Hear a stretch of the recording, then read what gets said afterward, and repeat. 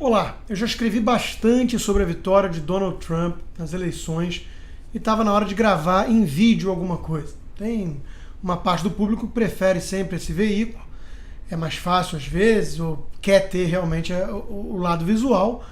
Então vamos lá, eu vou fazer um resumo, na verdade, daquilo que eu venho escrevendo e não é de hoje, né? A vitória de Trump não foi surpreendente para mim, talvez no limite ali do último dia eu estava com um clima mais de derrota, como a imensa maioria, porque realmente as pesquisas todas, as bolsas de apostas e o mercado financeiro estavam todos dando uma vitória quase folgada para Hillary Clinton. Então você, quando rema sozinho contra a maré toda durante muito tempo, às vezes tem realmente second thoughts, até você se convencer de que todos estão errados e você está certo. Isso exige um grau, às vezes, de arrogância que eu prefiro muitas vezes evitar. Mas eu achava que Trump tinha uma chance bastante razoável de levar, como acabou acontecendo. E isso que eu vou tentar explicar aqui, né? De onde veio essa análise? Né? E a primeira parte da resposta é isso, análise. Eu tentei fazer análise do que estava acontecendo com os Estados Unidos e com o mundo, enquanto que a imprensa, a grande imprensa, mídia mainstream, como a gente chama, foi sem dúvida nenhuma, ao lado de Hillary Clinton, a grande perdedora nessas eleições. Né? Eles sim foram todos pegos de surpresa e estão incrédulos até agora, os jornalistas que na verdade fazem campanha para o Partido Democrata, são torcedores e não analistas. É até patético comentar aqui o desempenho da Globo, tanto pelo Jornal Nacional quanto pela Globo News, nessa cobertura da política americana. É vergonhoso. E nos Estados Unidos, a exceção da Fox News, que não existe, infelizmente, no Brasil, para oferecer um contraponto aos telespectadores, a outra parte da imprensa também é toda muito parecida. A CNN, a MSNBC, na parte impressa o New York Times, controlado pelo magnata mexicano Carlos Slim, toda ela anti-Trump e ignorando, deixando de lado a análise e substituindo-a por torcida, por campanha. Então esse é o primeiro grande aspecto. Eu tentei observar os fatos e entender o que estava acontecendo com os Estados Unidos e com o mundo, porque não podemos esquecer que é um fenômeno maior. Trump é mais um sintoma importante do que está acontecendo. Mas tivemos Macri na Argentina, tivemos João Dória em São Paulo, tivemos o Brexit no Reino Unido, o acordo de paz com os terroristas, com os terroristas das Farc na Colômbia, tudo isso pegando de surpresa a imprensa. Né? As manchetes todas falando inesperado resultado, inesperada vitória, inesperada derrota do acordo de paz e por aí vai.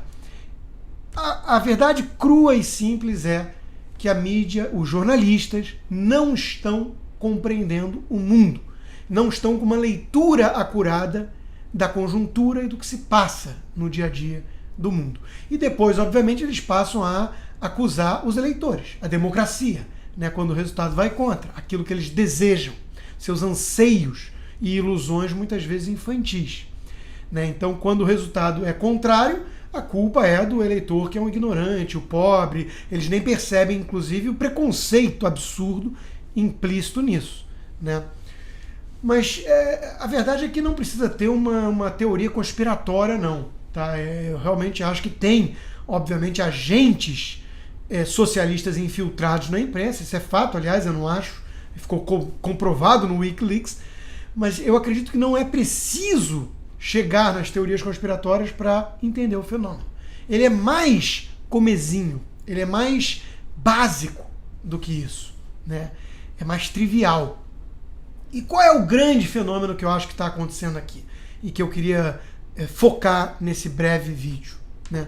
É o fenômeno que tão bem foi descrito por Charles Murray no livro Coming Apart, que eu já citei no meu Esquerda Caviar, ou seja, um fenômeno que eu venho também trabalhando como tese desde Esquerda Caviar, pelo menos. E depois em vários artigos. Que fenômeno é esse?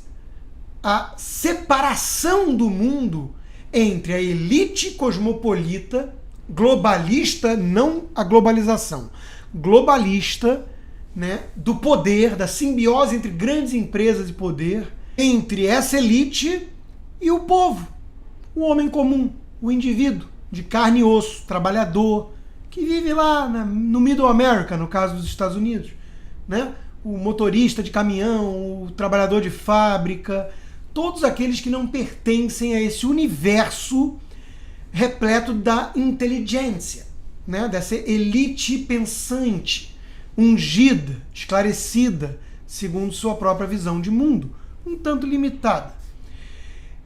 Aquilo que o Alexandre Borges, meu amigo, chama de projaquistão, né? O mundo dos globais, dos artistas engajados, intelectuais, professores, psis, jornalistas, todos esses que habitam esse mesmo universo e habitam uma redoma, vivem numa bolha, perderam o contato com esse homem comum. Por isso que não é necessário acreditar em má fé. Muitas vezes são pessoas boas, eu conheço alguns, mas eles têm um ar arrogante. Eles olham com desdém para você quando você vem falar de Trump. Aliás, eles acreditam que sequer possa existir uma pessoa culta, educada, esclarecida e que defende o voto em Trump e não em Hillary. Então dá uma certa dissonância cognitiva, eles evitam isso. Quando eu tentei conversar com pessoas desse tipo, né, a reação delas sempre foi, primeiro, uma visão de mundo estética, romântica, é sempre assim, adjetivos. Trump é aquele racista, xenófobo, grosseiro, conservador, cruzes, né? Como é que você pode defender ele? É uma tentativa de intimidar qualquer um que se manifeste a favor dessa visão alternativa, do contraditório, né? Então eles reagem da primeira forma em negação. O primeiro impacto que eles têm quando descobrem que... Mas vem cá, existe um Theodore Dalrymple, existe um Thomas Sowell, existe um Dinesh D'Souza, um Roger Scruton. Essas pessoas são o quê? São boçais, tacanhos, caipiras, rednecks, como o Arnaldo Jabor descreve todo eleitor de Trump? Não, pera lá. Então eles não querem sequer tomar conhecimento da existência desse universo paralelo. E por quê? Porque no dia a dia eles realmente vivem só entre eles. Só entre eles, dividindo essa visão estética, romântica de mundo, ilimitada, né? O dia a dia de um típico jornalista correspondente de Nova York, qual é? O cara acorda e lê o New York Times, que é um jornal totalmente à esquerda, que ele pensa que é moderado e moderninho, progressista, né? Aí ele vai lá e vê o noticiário da CNN, que é um canal também totalmente de esquerda, que simula imparcialidade, mas a brincadeira nos Estados Unidos é que é o Clinton News Network, né? O Ted Turner é um sujeito simpático a Fidel Castro. Aí ele vai para o trabalho, no escritório só encontra pessoas parecidas com ele. Aí ele compra comida no Whole Foods, comida orgânica, pagando preços exorbitantes, e só encontra pessoas iguais a ele. Aí depois ele vai numa instalação de arte moderna, né? Vai ver lá os miquinhos colocando o dedo no ânus um do outro, chamando a atenção dessas coisas, e depois vai comer tofu no restaurante do museu e debater sobre a nova moda do ecossexualismo. E com pessoas apenas como ele. Então é óbvio que a visão desse sujeito é totalmente distorcida da realidade. Ele perdeu o contato com o povo, que para ele é apenas uma abstração. O multiculturalismo, que ele lida como uma coisa bonitinha na teoria, né? E o respeito e tolerância aos povos, na prática, para o sujeito que está lá no Middle America ou na Europa, significa uma comunidade de islâmicos radicais que não assimilam a cultura local e que querem impor a Sharia, que acham que a filha não vai estudar e vai casar com quem eles resolverem na família. E usam burca ou burkini, né? Vão de burca para praia ao seu lado. Não é charmosinho que nem em Nova York ou na Califórnia. Não! A realidade é diferente. E isso esse pessoal não entende mais. Eles não sentem mais cheiro de povo. Eles acham que conhecem o povo porque leram Foucault e dão um bom dia para o empregado.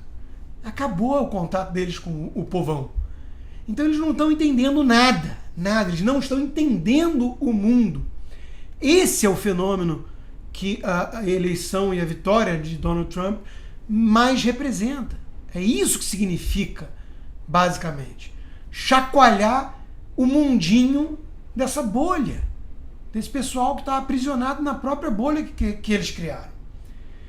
Eles não têm noção do que é mais um sujeito que frequenta a missa aos domingos, compra no Walmart, faz churrasco com os amigos tomando cerveja no fim de semana e fuma cigarro normal, sem ser aquele vapor.